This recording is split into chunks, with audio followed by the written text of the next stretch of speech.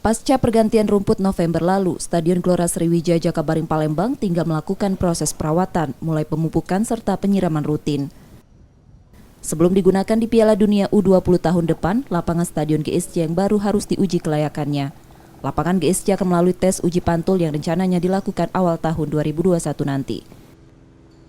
Jadi untuk tes pantul dan alur bola ya, itu nanti ada permintaan dari pihak Jakabaring Sport City kepada PSSI. Nah itu kapan dilakukan, kita paling tidak mungkin itu dilakukan pada tahun depan gitu, bisa Januari atau Februari ya paling lambat begitu. Jadi pertama tes pantulan bola ya, bola di jatuhnya bola sudah tuh tes. Kalau bola itu